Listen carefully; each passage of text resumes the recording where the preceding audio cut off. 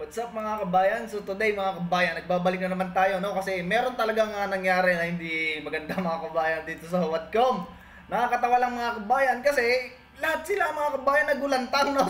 Sa mga naging pangyayari gawa nito ni Pangulong Duterte, ano? So alam naman natin mga kabayan na talagang ang ating dating Pangulo mga kabayan ay mainitin ang ulo, no? Pagdating sa mga Tolongges, no mga kabayan, lalong-lalo na si Sundalong Kanin. 'Di ba? Lumabas naman mga kabayan na itong si Sundalong Kanin daw, no? Ang may pasimuno o may pakana ng mga nangyayaring yan sa Tuwadcom.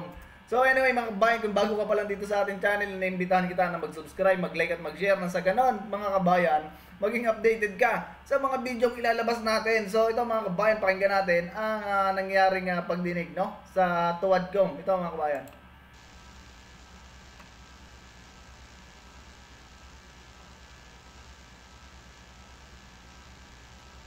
Naka-break pa pala sila dito mga kabayan. Fast forward natin.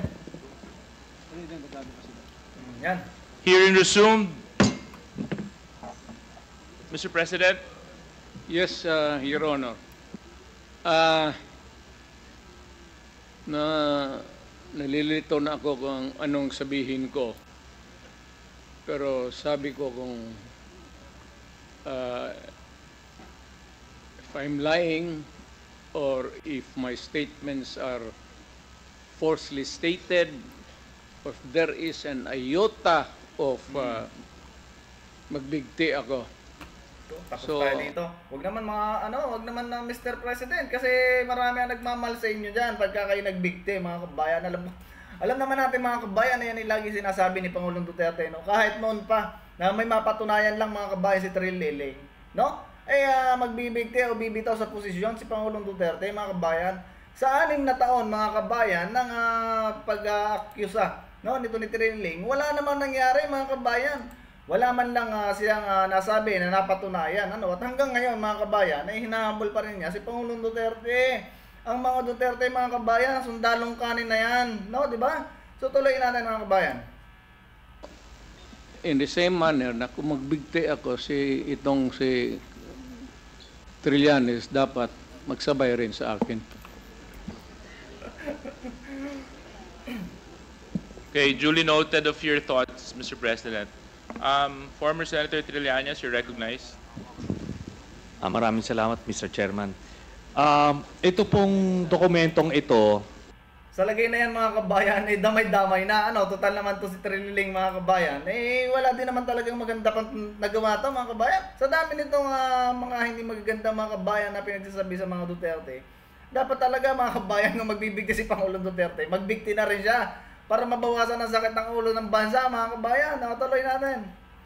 ito po yung naging basis ko nung plunder case na final ko kay Duterte noong 2016. At ito po ay inimbestigahan ng Ombudsman at ang Deputy Ombudsman Arthur Carandang, and I think the Quadcom can invite him. Siya ang nag-conduct ng investigation. Humingi siya ng dokumento sa AMLAC at kinonfirm niya. And because of that, tinanggal ni Duterte si Deputy Ombudsman. Now, aside from that, so pwede natin, suggested by Chairman Paduano, na yung AMLAC mismo, unless, since hindi naman na siya incumbent, pwedeng ma-access yun with the waiver. Pero we've been there before. Nagsabi na yan siya na magbibigay siya ng waiver. Puro bluff yan, pero hindi. Kaya nga, mas maganda kung ma-draft. Paano naman mga kabayan si seryosohin si Sundalong Kanin? Ano? Puro gawa-gawa yan. Nakalain mo si Pulong Duterte, mga kabayan, inakyusahan niya na mayroong dragon, no, sa likod. Pati iba naman dragon, mga kabayan, sa likod, inakyus ni Trillanes, mga kabayan.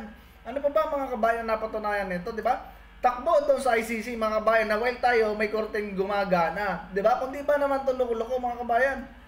Yung korte natin mga kabayan ay gumagana, doon siya sa ICC pupunta. So ibig sabihin mga kabayan, bilang bastos nito ang ating hudikatura sa bansa. 'Di ba? Yan yung ating napakagaling na dating senador na si Trillanes mga kabayan. Kaya nabansagan mga kabayan na Sundalong Kanin no? Kaya si Pangulong Duterte mainit ang ulo dito sa tao na to. 'Di ba? Noon pa man yan mga kabayan, ganyan na yung tao na yan.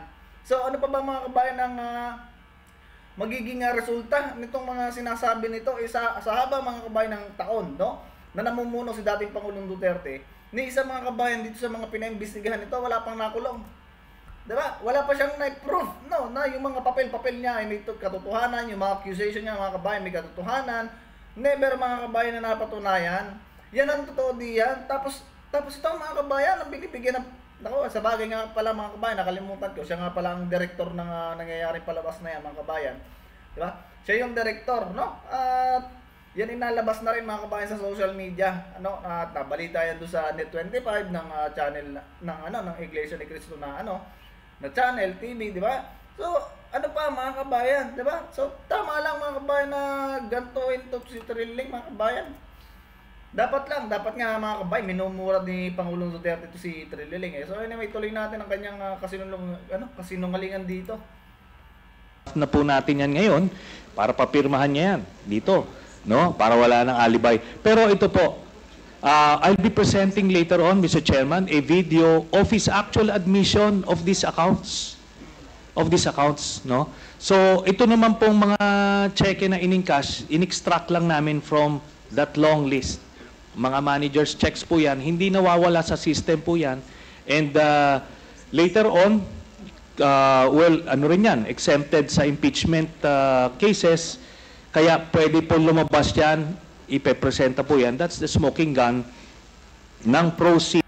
Ito si Trilling mga kabayan talaga, napakagaling gumawa ng kwento mga kabayan. Tama lang talaga na maging director to dito sa sa Tuwadcom mga kabayan.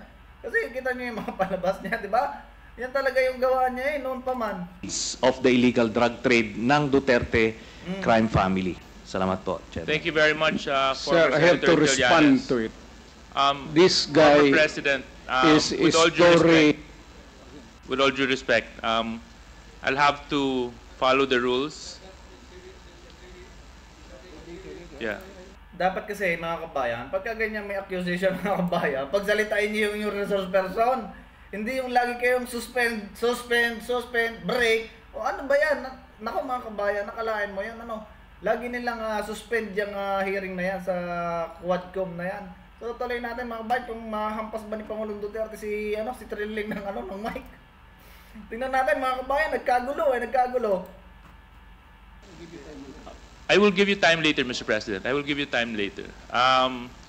Just so that we can put to rest this issue of waivers, because it's been going back and forth.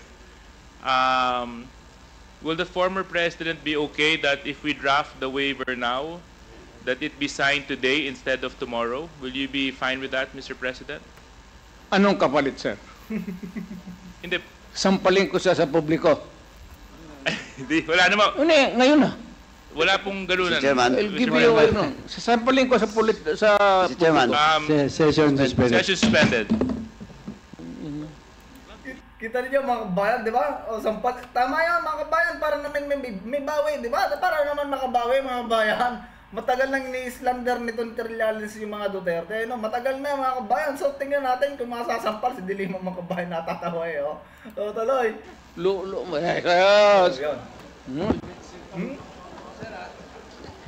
Sira. Sabi. Order please, order.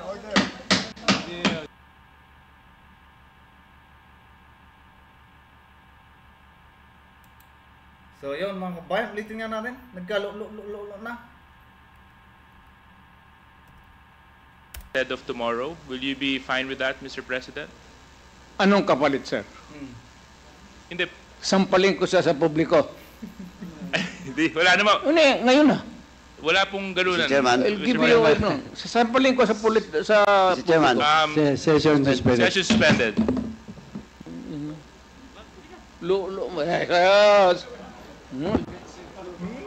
Si Dilima mga kabayan Biglang bumayot si Dilima mga kabayan. Naging tupa mga kabayan ang itsura ni Dilima. Diba? Naging tupa mga kabayan. Mahampas ng ito pare mga kabayan. Kita niyo yung pare? O tinan niyo natin Sabi. Order please, order. Nagkagulo mga kabayan. Nagkagulo dito. Order, please. Order.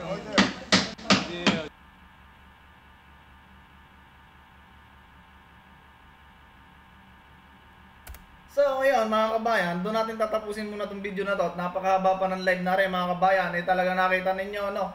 Na, ayan, mga hampas ng magsip Pangulong Duterte, mga kabayan, naloko na, nagkagulo-gulo na sila mga kabayan. Pati yung mga, nandun talagang, nako, mga kabayan, si Dilima, natatawa mga kabayan. So, ito, hanggang dito lang muna yung video natin mga kabayan. Ituloy natin sa susunod.